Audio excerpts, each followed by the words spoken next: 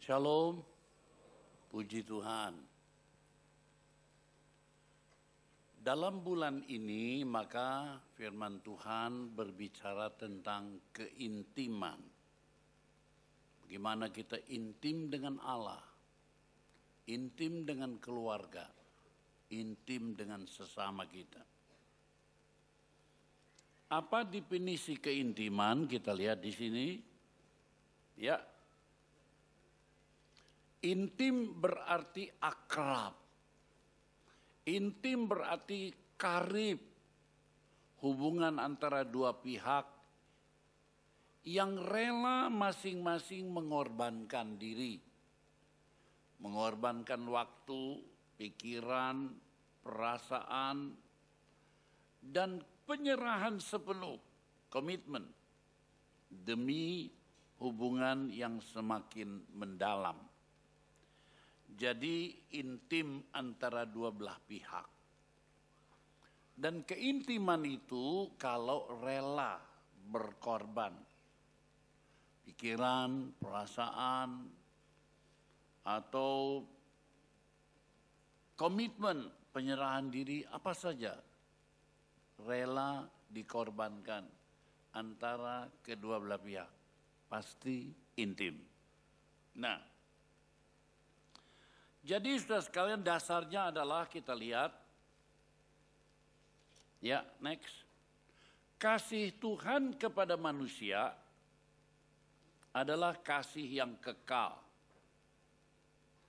Terhadap manusia itu dasarnya. Tuhan dulu mengasihi kita. Roma 5 berbunyi demikian. Tetapi hukum Taurat ditambahkan supaya pelanggaran makin semakin nyata. Dan di mana ada dosa bertambah-tambah banyak, di sana kasih karunia menjadi berlimpah-limpah. Jadi kasih Tuhan itu tidak sama kan seperti kasih manusia. Kalau dosa bertambah-tambah, itu kasih Allah makin berlimpah-limpah.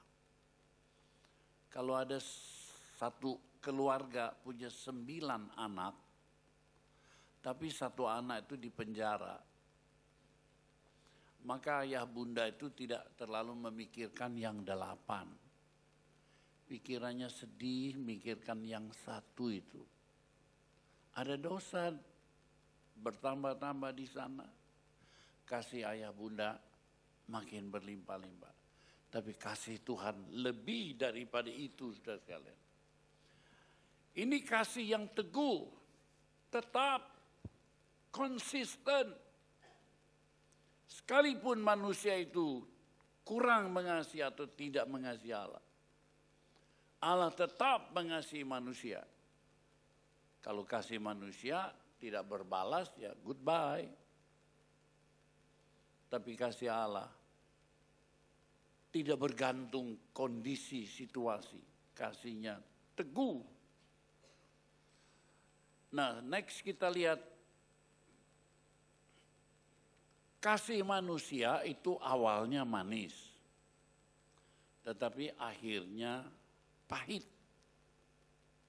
Ujung-ujungnya pahit. Tapi kasih Allah awalnya pahit, ujung-ujungnya manis. Karena itu kalau orang berpacaran jangan lupa diri. Ini rumus manusia. Siapa yang kasihnya berlebihan, pestanya berlebihan, itu bahaya itu. Apalagi rumahnya di Tasik, pestanya di Bali, bahayanya double. Karena kasih manusia yang terlalu manis itu ujungnya pahit. Tapi kalau kasih Allah mula-mulanya pahit. Tapi kalau kita taat, tekun, ujungnya pasti manis. Ini rumusnya.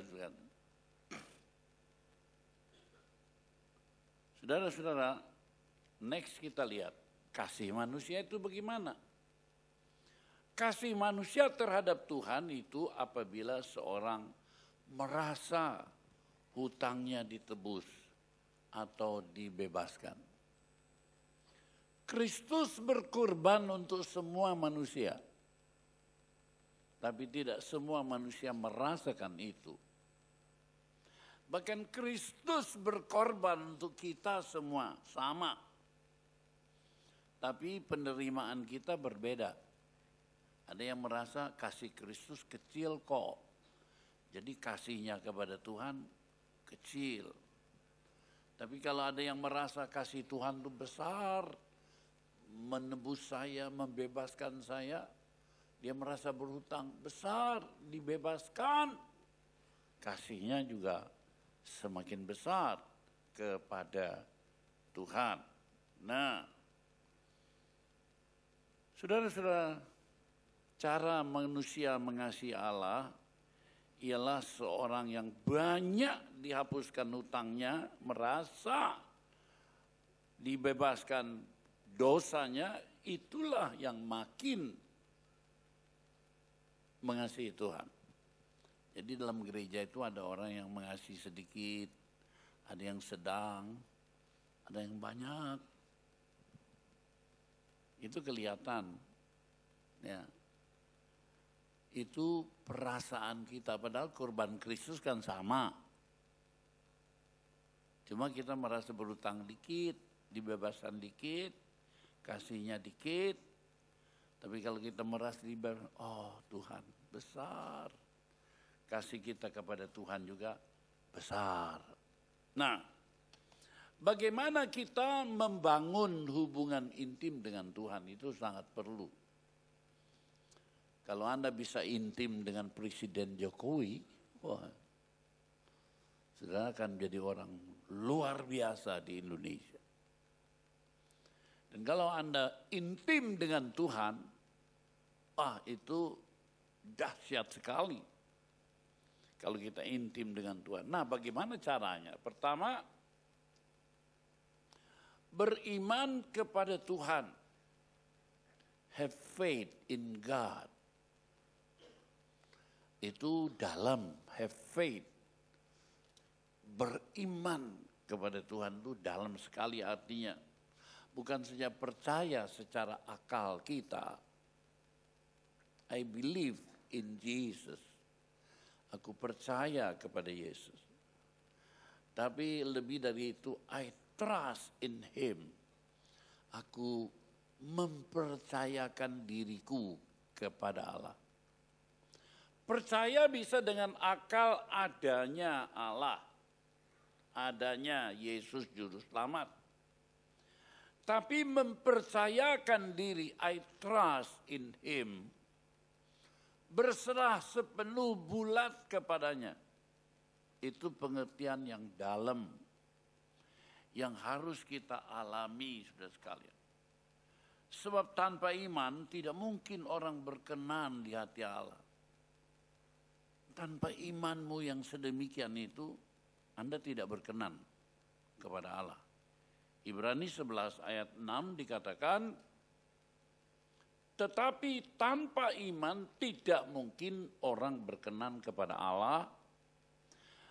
Sebab barang siapa yang berpaling kepada Allah, ia harus percaya Allah itu ada. Dan Allah itu memberi upah kepada orang yang bersungguh-sungguh mencari Dia.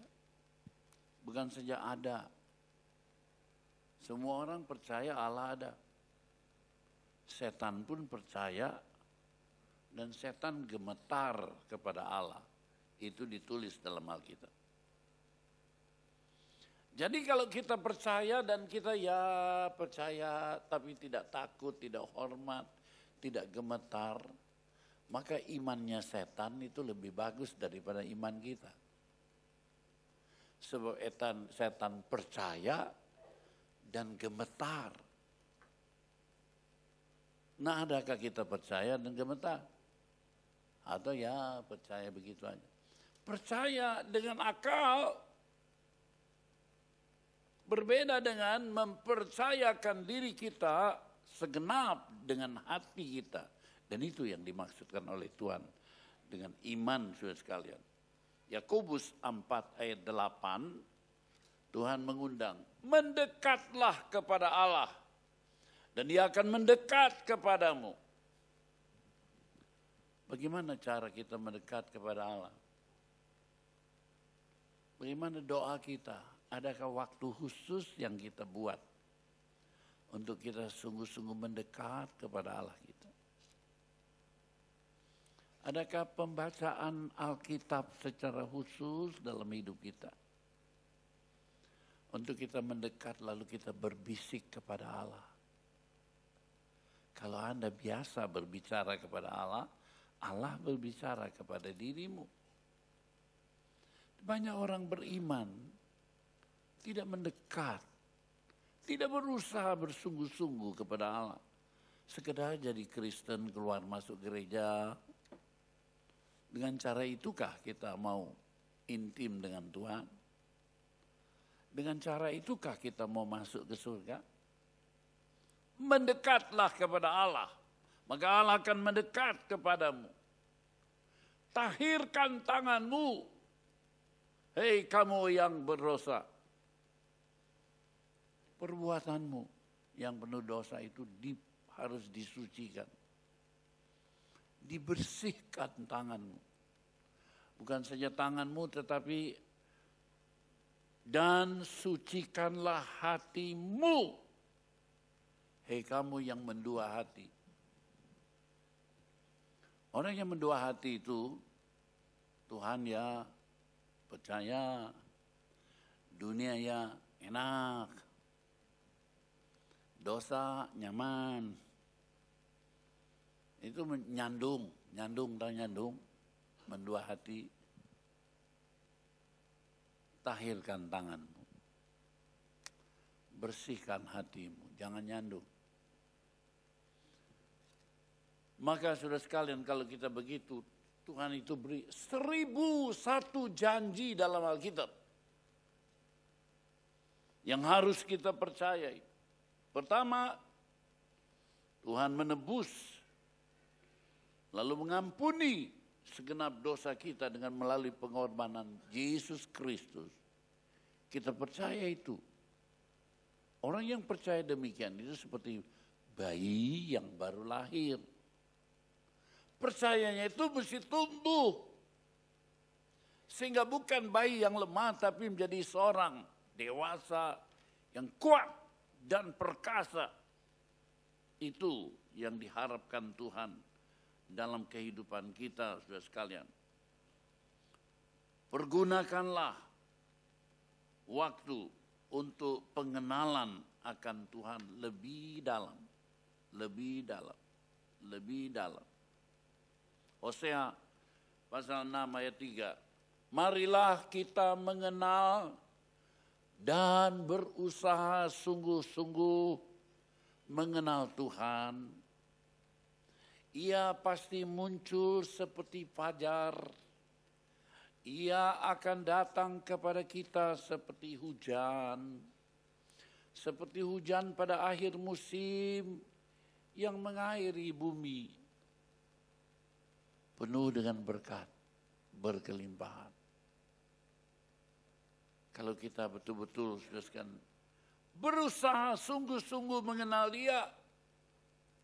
Kita baca Alkitab, kita mengenal jalan pikiran Allah.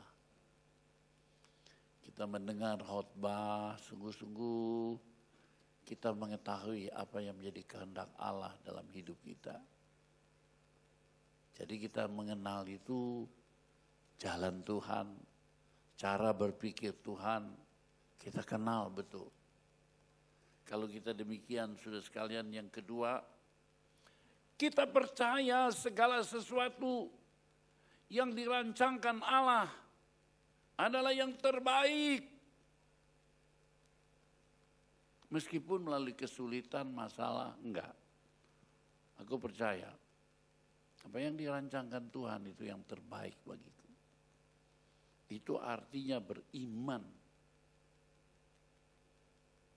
Percaya dan mempercayakan diri ke dalam tangan Tuhan.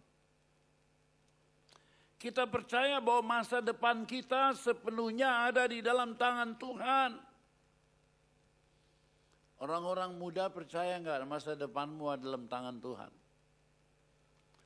Sungguh sudah berdoa kepada Tuhan, Tuhan, Engkau yang mengatur hidupku. Aku masih muda, jodohku di dalam tangan Tuhan. Aku tidak mau sembarangan. Kalau kau tidak sembarangan kepada Tuhan, maka Tuhan juga tidak sembarangan kepadamu. Pikirkan Tuhan, maka Tuhan akan memikirkan engkau. Pikirkan pekerjaan Tuhan, maka Tuhan akan memikirkan pekerjaanmu. Pikirkan rumah Tuhan, maka Tuhan akan memikirkan rumah tanggamu. Apa kau bisa membentuk rumah tanggamu sendiri? Aku heran banyak orang kawin. Kawin itu pengertian bagi dia asal ketemu perempuan kawin. Kawin itu adalah neraka yang pertama di dalam dunia ini. Jadi kalau sudah mau tahu neraka, kawin dulu. Nah, baru ketemu neraka. Tapi kalau mau ketemu surga, kawin dulu juga. Tapi siapa yang mau kawin itu mikir, aku kata Om Julius ketemu neraka dulu, baru nanti surga. Dia akan ketemu surga. Tapi siapa yang pikir kawin itu surga, dia akan pasti ketemu neraka. Karena itu sudah sekalian, kalau kita ini sekarang bukan nanti. Percaya bahwa masa depan kita itu sepenuhnya dalam tangan Tuhan. Karena itu aku tidak sembarangan pilih kekasih. Tidak main tabrak. Tidak lihat yang kaya. Tidak lihat potongannya saja, tapi lihat imannya. Apakah hatinya mengasihi Tuhan atau tidak? Kalau tidak, dalam waktu sejenak tak lama, habis manis sepah dibuang, habis sayang engkau ditendang. Itu sebabnya saudara sekalian kita percaya bahwa masa depan kita ada dalam tangan Tuhan. Kita sekarang sungguh-sungguh beriman kepadanya. Kalau kita main-main, emangnya Tuhan memperhatikan kita? Juga kalau kita mendengarkan firman Tuhan sepenuh hati, maka Tuhan juga sepenuh hati melihat nasibmu, masa depanmu. Itu namanya percaya. Percaya bahwa masa depan kita sepenuhnya ada di dalam tangan Tuhan. Baik di dunia sampai di akhirat nanti. Yang kedua, bagaimana caranya kita membangun hubungan intim dengan Tuhan. Beriman, have faith in God. Yang kedua, perubahan pikiran kita. Change your mind. Manusia itu dilahirkan, dididik oleh orang tuanya. Nah, yang diwariskan kepada kita itu adalah pikiran dunia, cara dunia. Sekarang kalau kita mau membangun hubungan intim dengan Tuhan, cara dunia, cara nenek moyang kita, cara ibu bapak kita itu harus diubah. Jadi pikiran dan cara Tuhan. Ini berani nggak kita mengubahnya? Change your mind. Ubah supaya disesuaikan dengan pikiran Tuhan dan kehendak Tuhan. Orang Kristen yang terus bawa karepnya sendiri, pikirannya sendiri. Ini orang Kristen yang selalu terhantuk, terbentur ke sana kemari. Tapi kalau kita nomor satu mau mengerti pikiran Tuhan. Kalau ada firman Tuhan disampaikan, mau sungguh-sungguh memperhatikannya. Supaya firman Tuhan itu tumbuh di tanah hatiku yang subur. maka firman itu tumbuh di hati kita.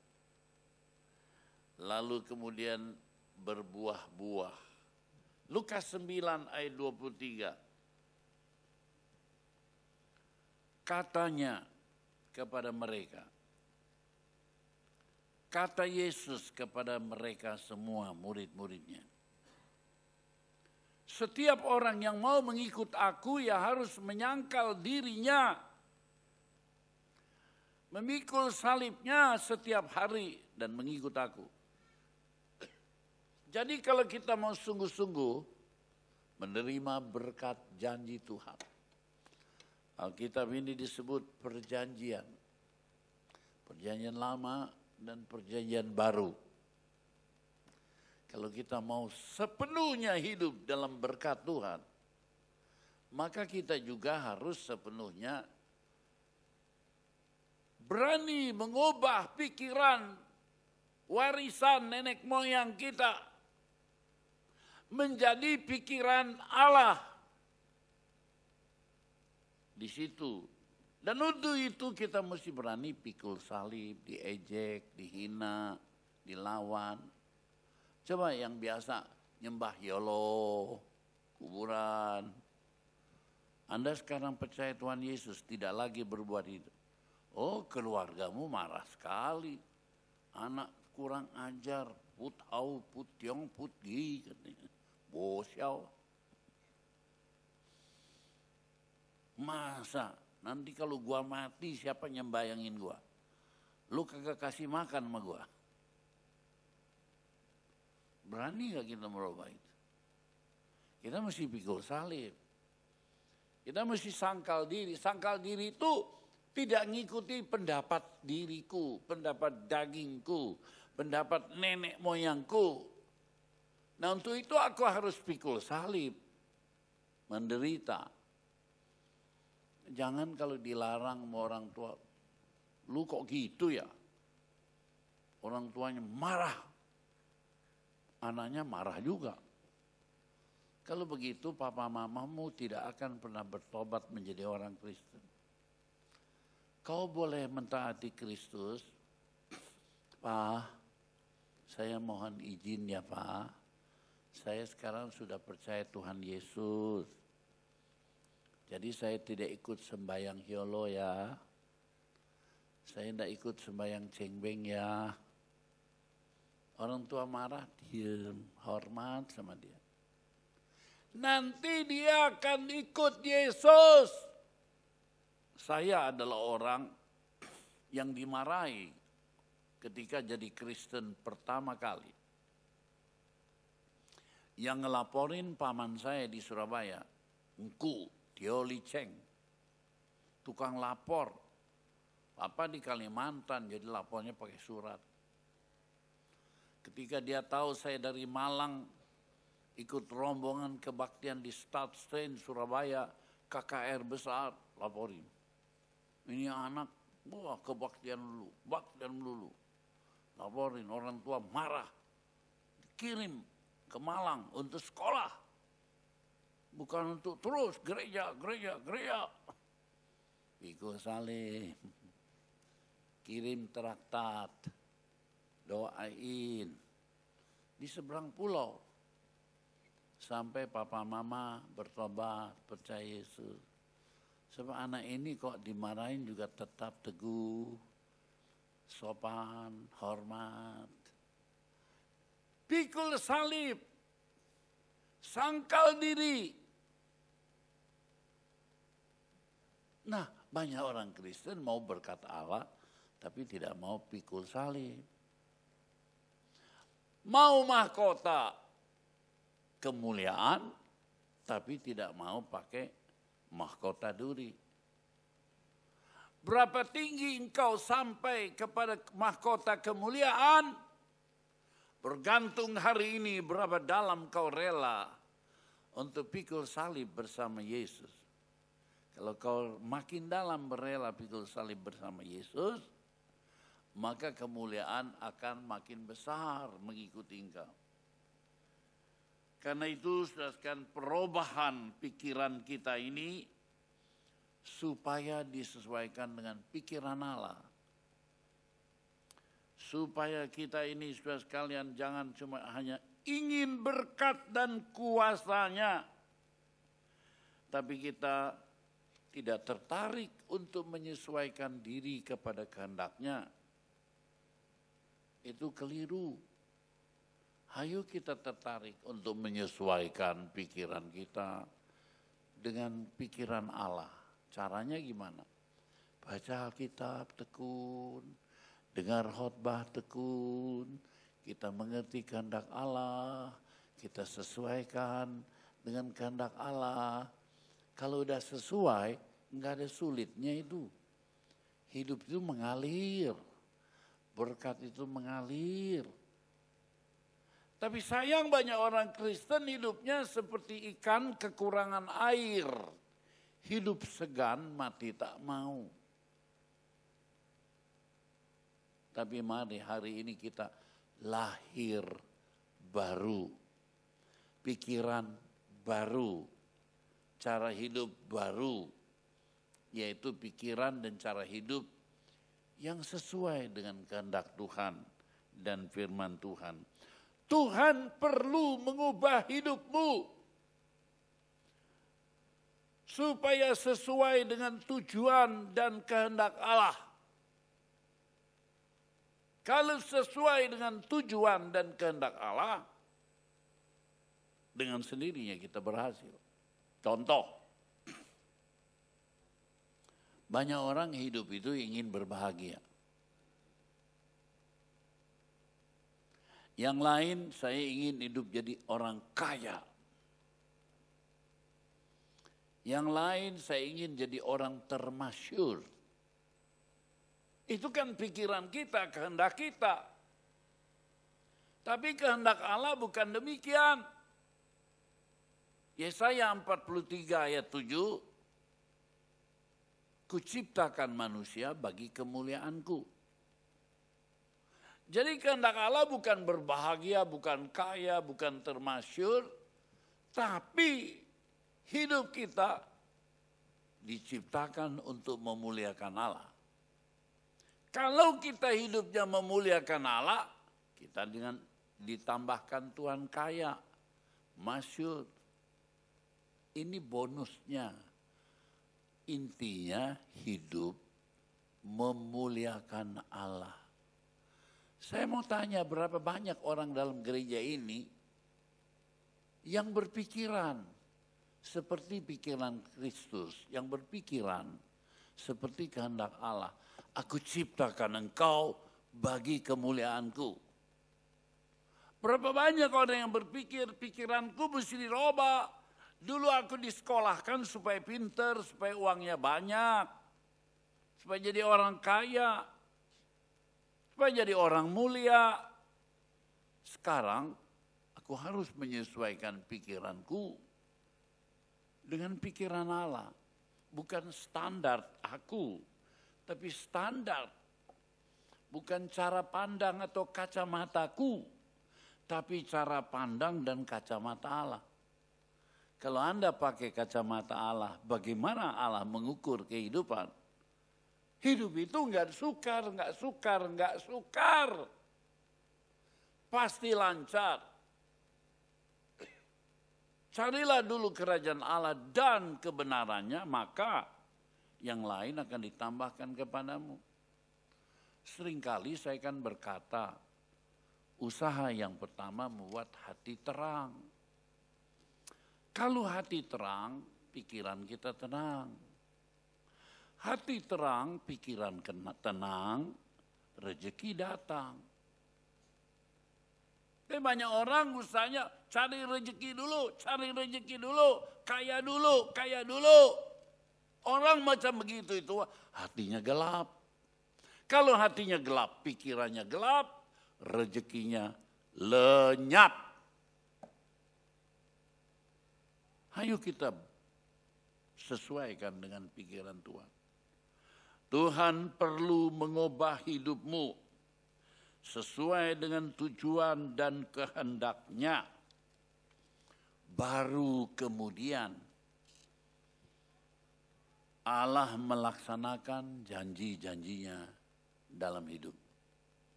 Janji itu antara dua belah pihak.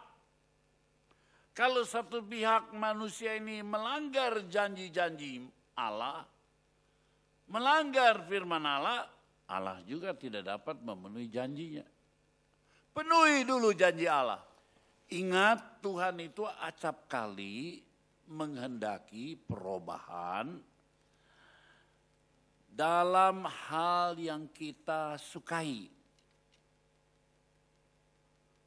Apa yang kau sukai? Kedaginganmu?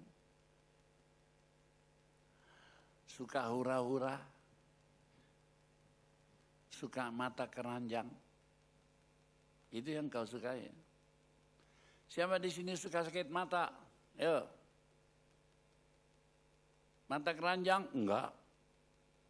Mata duitan? Iya. Nah itu. Kalau bukan mata keranjang, mata duitan. Sakit hidung? Ini bukan flu, bukan sakit hidung yang saya maksud. Hidung belang, bertobat dalam nama Yesus. Kalau enggak hidupmu sial. Saya enggak main-main. Firman Allah itu enggak bisa dimain-mainkan. Sial. Jadi saudara sekalian, carilah dulu kerajaan Allah dan kebenarannya, maka yang lain akan ditambahkan kepadamu. Apa yang menjadi kesukaanmu?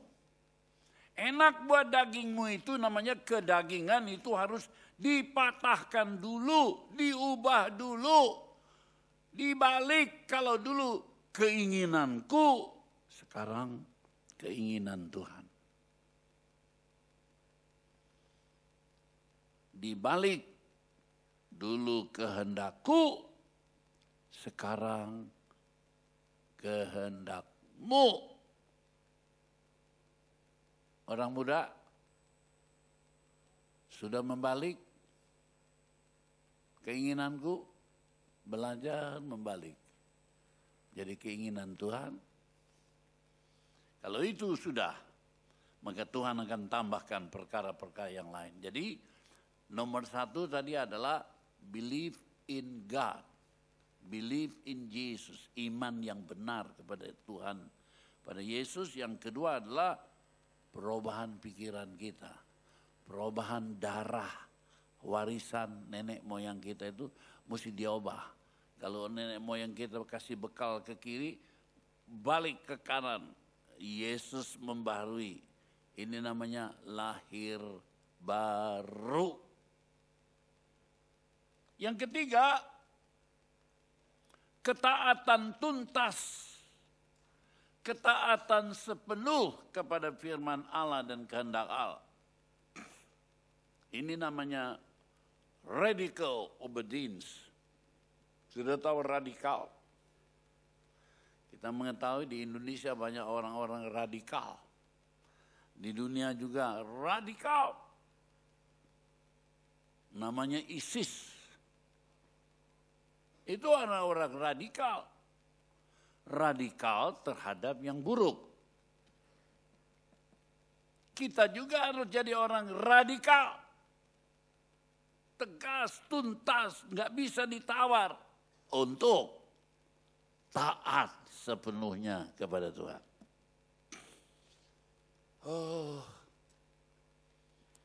Saya menggembalakan di sini 48 tahun. 4 gereja dibakar. Sudah tahu gereja yang mula-mula saya dulu masuk di sini, itu lihat tiang di belakang tuh. Oleh ke belakang sebentar. Itu lebarnya. Dari situ ke situ. Ini gereja yang pertama. Tambah lagi kedua, ketiga, keempat, tambah ke atas. Itu yang pertama itu gitu. Enggak berloteng, enggak. Enggak bertingkat, enggak. Sampai kira-kira Ceng berdiri, Ceng. Nah, lebih jauh. Ke sana. Mundur lagi. Lagi ya. Iya, itu dari sana sampai ke Pak Aceng berdiri itu gereja yang pertama. Susah, terima kasih. Tapi saya mau ngiring Tuhan. Saya mau pakai pikiran Allah. Ya, saya mau taat sepenuh kepada Tuhan. Jadi Tuhan berkati. Dulu saya sudah sekalian, ya, gerejanya, tempat tinggalnya itu ya, ada lagi 3 meter di sini, lalu kemudian tambah lagi 4 meter ke sini. Ya, kira-kira 4 meter di sana. Itu di situ tempat loteng. Di atas buat pendeta tinggal. Di sini dapur, di situ depan tuh. Sini simpen gudang peti mati. Ya. Dulu majelis gereja bilang, waduh, kita gampang cari peti mati. Kita datang sama orang-orang kaya, sebab orang-orang kaya itu percaya kalau sumbang peti mati, umurnya panjang. Katanya begitu. Jadi pimpinan gereja jalan, minta peti mati, tumpuk peti matinya di situ. Oh, saya nggak bisa terima. Saya harus radikal. Tidak ngemis-ngemis peti mati, enggak. Kita gereja untuk membuat orang hidup. Dulu anggota gereja itu rata-rata ikut iuran agama Konghucu, takut kalau tidak dikubur matinya nanti. Saya datang menghadap pemerintah. Dulu orang Kristen punya kuburan. Zaman Belanda dulu. Diambil sama pemerintah. Atas nama Gereja Kristen Tasikmalaya. Kami minta ganti kuburan itu. Radikal nggak? Radikal. Pemerintah kelebek. Barangkali kalau kulitnya kuning-kuning itu pemerintahnya nggak takut. Saya kebetulan wajahnya begini, ini bersyukur sama Tuhan. Bersyukur. Kedua, kalau hitam itu nggak luntur, saudara. Yang putih-putih itu luntur. Datang sama pemerintah, minta kuburan. Saudara tahu kuburan yang dulu bekas Belanda, sekarang menjadi kantor. Kantor apa ya? Pertanahan ya? Agraria. Itu dia makam Kristen zaman dulu. Yang menuju lapangan terbang sebelah kanan. Itu saya lihat, ini kuburan Kristen. Gugat, tulis surat. Dapat. Saya bilang, enggak perlu anggota takut dikubur, enggak dikubur. Percayalah, kalau Anda mati kita kubur. Gitu. Ada kuburan. Radikal, mentaati kehendak Tuhan. Gereja dibakar. Wali kota bilang tidak boleh ada kebaktian hari Minggu. Wah, orang beribadat kok enggak boleh? Ya demi keamanan katanya. Keamanan. Orang beribadat enggak usah takut. Radikal. Jadi semua kebaktian pagi ada, sore ada. Meskipun yang hadir cuma 150-an, pagi 150, sore 150, gereja ini sudah dibakar semua, nggak ada alat musik, nggak ada apa semua. Masih ada toa, mikrofon toa disimpan di rumah. Saya pakai, halo. Bawa gitar di rumah masih ada, cereng. Ini semua habis nih. Lantai habis, dibakar. Kursi pontang-panting. Enggak apa-apa. Lalu tatkala khotbah, ada yang tulis. gereja dikepung tentara. Dalam hati antepkanlah. Selesai. Khotbah terus. Radikal. Taat. Sesudah selesai khotbah, saya turun. Komandan tentara bilang, siap, laporan. Kami ditugaskan untuk menjaga gereja-gereja di seluruh Tasikmalaya. Ada 13 gereja waktu itu. Dan semua taat pada anjuran wali kota atau bupati. Tidak ada kebaktian. Jadi yang ada kebaktian cuma di sini. Jadi semua tentara kita kerahkan di sini untuk menjaga keamanan, Pak. Semua dikerahkan ke sini. Gitu. Sugan teh, ngepung teh. Ternyata menjaga keamanan. Tuhan kirim. Radikal. Hari ini pemerintah tahu. Kalau Bupati Budiman selalu ketemu saya, dia bilang, ini loh sesepuhnya Tasikmalaya. Dia bilang sesepuh. Berani nggak ikut Yesus? Radical obedience, ketaatan sepenuh, berani nggak? Yohanes pasal 14 ayat 15, 23, 24. Baca, masukkan dalam hati. Jikalau kamu mengasihi aku, kamu akan menuruti segala perintahku. Saya mau tanya, jemaat Tuhan mengasihi Tuhan enggak? Sudah semua? Kok diem? Amennya kok enggak ada? Anda mengasihi Tuhan enggak? Udah mentaati firman Tuhan belum? Udah bayar perpuluhan belum? Nah, siapa yang berani? Aku klaim janji Allah. Suka ngeklaim janji Tuhan. Emangnya Tuhan itu kantor asuransi yang diklaim-klaim? Berani klaim? Boleh. Udah bayar premi asuransi? Preminya kagak dibayar. Klaimnya mau, ini salah.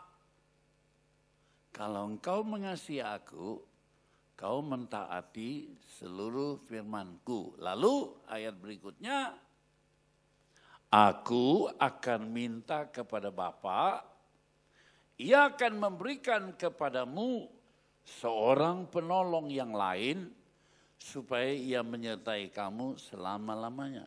Wah.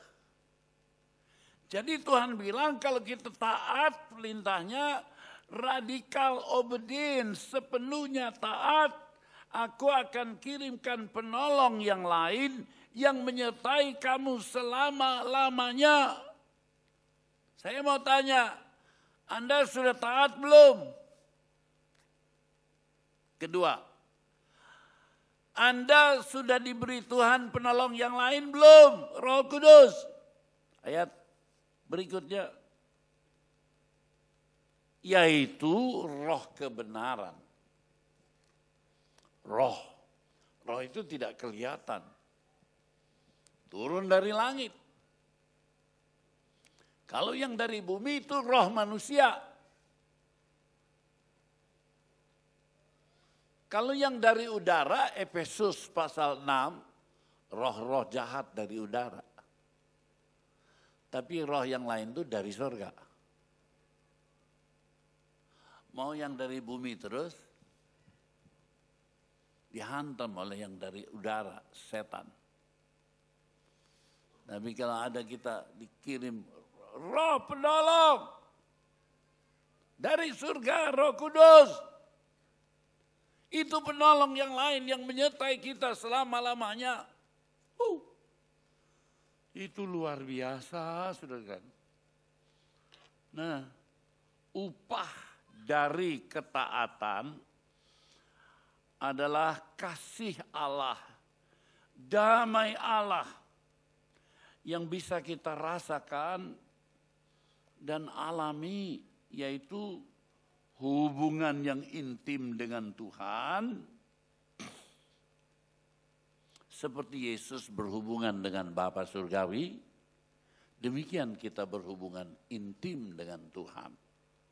Nah, jadi kita kalau doa, kalau beribadah tuh rasa itu urapan Tuhan mengalir.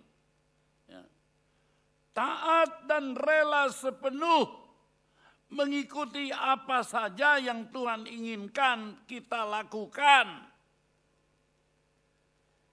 Apa yang Tuhan ingin? Kita lakukan. Untuk itu saya berkali-kali diundang di polisi, diadili, di PRD. Sekarang enggak lagi. Sekarang bilang sesepuh gitu. Dulu benjut. Enggak apa-apa pikul salib. Taat mutlak. Saudara-saudara yang kasih. Jadi Matius 7 ayat 21 berkata, kata Yesus dalam Matius 7, bukan setiap orang yang berseru kepadaku Tuhan, Tuhan, yang akan masuk ke dalam kerajaan sorga. Tuhan, Tuhan yang hidup berkemenangan, bukan. Bukan orang yang berseru, Tuhan, Tuhan, ekonominya jadi baik. Bukan orang yang, Tuhan, Tuhan, pekerjaannya jadi lancar. Bukan. Melainkan dia yang melakukan kehendak Bapakku yang di surga.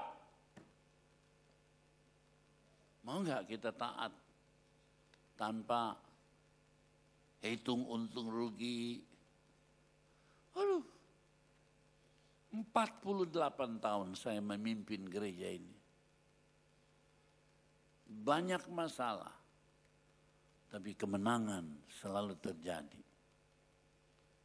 Itu sebabnya 3 hal ini, saudara sekalian. Yang pertama, beriman teguh, have faith in God. Bukan saja percaya, tapi mempercayakan diri kepadanya. Yang kedua, perubahan pikiran. Bukan karep dewe, tapi karepe Tuhan. Bukan maunya sendiri, tapi maunya Tuhan. Change your mind. Bukan kehendakku, tapi kehendakmu. Yang ketiga, taat sepenuh. Apapun risikonya. 3 hal ini sudah membangun hubungan kita intim dengan Tuhan. Intim. Pasangan kita Allah percaya kepada kita. Maka kita akan mengalami dan merasakan upah dari surga, yaitu urapan dari Tuhan ke atas hidup kita. Dan urapan dari Tuhan keluar dari hidup kita. Itu namanya wibawa. Wibawa kita menjadi besar. Orang kan gemetar menghadapi kita. Sebab urapan itu ada di atas kita. Dan urapan itu keluar dari dalam hidup kita. Nah, selanjutnya keintiman yang demikian itu menyebabkan pengenalan akan Tuhan lebih mendalam. Kalau saudara kenal di kantor itu belum intim. Kalau kenal di rumahnya belum terlalu intim juga. Tapi kalau kenal sehingga boleh masuk kamarnya itu lebih intim. lalu kenal menikah dengan dia, oh itu intim sekali. Begitu keintiman kita kepada Tuhan itu mengakibatkan pengenalan kita akan Tuhan lebih mendalam, semakin mendalam dan sangat mendalam. Yang pertama kita mengenal kasih-Nya yang luar biasa. Yeremia 31 ayat 3 berkata demikian. Dari jauh Tuhan menampakkan diri kepadanya dan berkata, Aku mengasihi engkau dengan kasih yang kekal. Aku mengasihi engkau dengan kasih yang kekal. Sebab itu aku melanjutkan kasih setiaku kepadamu. Berlanjut, berlanjut, berlanjut. Kalau kita intim dengan Tuhan, itu janji Tuhan kepadamu. Lalu kita mengenal lebih dalam lagi kuasa-Nya. Wahyu 11 ayat 17 berkata demikian. Sambil berkata, kami mengucap syukur kepadamu ya Tuhan, yang maha kuasa, yang ada dan yang sudah ada. Waduh. Karena engkau telah memangku kuasa-Mu yang besar, telah memulai pemerintah sebagai raja. Kita melihat dia raja yang besar dalam hidup kita. Kita tersungkur, kita gemetar di bawah kakinya. Sehingga kita kagum makan dia. Dan terakhir kita mengenal kekudusannya. Yesaya 57 ayat 15. Sebab beginilah firman yang maha tinggi dan yang maha mulia, yang bersemayam untuk selama-lamanya, dan yang maha kudus namanya. Aku bersemayam di tempat tinggi dan di tempat kudus, tetapi juga bersemayam bersama-sama orang yang remuk dan rendah hati, untuk menghidupkan semangat orang-orang yang rendah hati, untuk menghidupkan hati orang-orang yang remuk. Kalau saudara suka sujud, kagum, diam di hadirat Allah, air matamu berlinang-linang, hatimu remuk untuk menyaksikan kasih Allah, merasakan kasih Allah, untuk melihat keagungan kuasa Allah. Dan untuk saudara sekalian melihat kekudusannya yang amat besar. Maka tema tadi, keintiman membawa kekudusan. Sehingga kita tersungkur di bawah kakinya. Wahyu 1 ayat 17. Di mana Yohanes melihat, memandang itu keagungan, keintiman, kasih-Nya, kekudusannya. Wahyu, maka Yohanes sujud. Ketika aku melihat dia, tersungkurlah aku di depan kakinya, sama seperti orang mati. Tetapi ia meletakkan tangan kanannya di atasku, lalu berkata, jangan takut, aku adalah yang awal dan yang akhir. Ada fase-fase yang kita belum sampai. Yaitu fase di mana kita tersungkur dan gemetar. Sudah ngalami belum? Udah menangis di bawah hadirat Allah. Bukan saja pribadi kita. Tapi Mazmur 96 berkata, setiap orang sujudlah menyembah kepada Tuhan dengan berhiaskan kekudusan. Gemetarlah di hadapannya, hei segenap bumi. Kita melihat Tuhan seperti Yohanes melihat Tuhan. Seperti Daud melihat Tuhan. Bukan kita melihat Tuhan dalam gereja, dengar firman Tuhan, kita main gadget,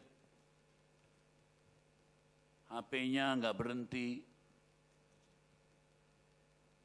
omongnya nggak berhenti, Bobogohannya nggak berhenti, tunda dong gonya. Sujud dalam keagungannya, kebesarannya, kekudusannya. Sampai Anda tersungkur. Dan yang terakhir, jamahan Tuhan atas. Jangan takut. Akulah yang awal, akulah yang akhir. Aku akan menggenap janji abadiku kepadamu. Mazmur 91, ini janji Tuhan yang abadi. Ayat 14, terima janjinya. Sungguh hatinya melekat kepadaku, maka aku akan meluputkannya. Badai, topan, tanah longsor, tsunami, gempa bumi, aku akan meluputkannya. Aduh Tuhan. Aku, sebab ia mengenal namaku. Aku akan membentenginya. Aduh, dia diserang oleh apa? Kemiskinan dibentengi Tuhan. Bencana bentengi oleh Tuhan. Sebab engkau mengenal namaku. Dalam pengenalan yang dalam. Next kita lihat. Bila ia berseru kepadaku, aku akan menjawab. Aku akan menyertai dia dalam kesesakan. Sudah punya kesesakan macam apa? Tuhan akan menjawab kau. Om Julius kesesakannya bagaimana? Tuhan menjawab. Ini kepala saya sesak nih. Saya ini bukan pendeta gereja Betel Tasikmalaya saja. Saya pendeta di cabang-cabang banyak. Kelapa Gading sedang mau beli tanah. Udah hampir putus harganya 22 miliar. Tanah saja. Ini ada dalam kepalanya Julius Isak. Saya mesti kumpulin dana. Julius Isak 1 miliar. Itu di Jakarta. Di Bandung mau bangun lapangan parkir. Jemaat sulit sekali. Karena banyak. Lapangan parkirnya kecil. Ayo bangun. Julius Isak 1 miliar. Di Bandung 1 miliar, di Jakarta 1 miliar. Apa enggak botak kepala ini? Di Nias, bentar lagi kita akan tabiskan gereja. Saya udah bilang, paling sedikit 100 juta buat beli AC. Saya tanya Surabaya ada yang mau Bekasi? Ada 51 juta. Udah ada Pak Gotiau. Ini pikirannya kemana-mana ini. November saya ada di Bangkok. Tanggal 21 November saya ke Jepang. Bersama istri, anak, cucu, siapa mau ikut daftar boleh. Kalau cocok tarifnya 21 November, ayo. Rame-rame ke Jepang. Dai Nippon Taikoku Wangsai. Ya, Pak Petrus mau daftar sama nyonya. Saya khotbah dulu di Bangkok. Dari Bangkok ke Jepang. Kakinya pincang nggak apa-apa. Soalnya berkhotbah nggak pakai kaki. Pakai hati dan pakai mulut. Ya. Luar biasa. Apalagi terakhir. Dengan panjang umur akan kukenyangkan dia. Siapa mau panjang umur? Om Julius Isak 77 tahun, daftar baru pulang dari Batam. Australia, nanti Australia, Bangkok, Jepang. Kaki pincang, ada tongkat. Sekarang saya bisa lepas tongkat. Ada kemajuan, ada Yesus. Dengan panjang umur akan kukenyangkan dia dan akan kuperlihatkan kepadanya keselamatan daripadaku. Jadi Tuhan kasih panjang umur, ya, terus sampai kekal. Keselamatan dari Tuhan. Mari kita intim dengan Tuhan. Jangan jadi orang Kristen, tapi jadi anak Allah. Kalau anak Allah pasti jadi Kristen. Kalau jadi Kristen belum tentu anak Allah. Pertanyaanku, apakah Anda cuma jadi Kristen? Apakah anak Allah yang hidupnya intim dengan Dia? Tuhan memberkati.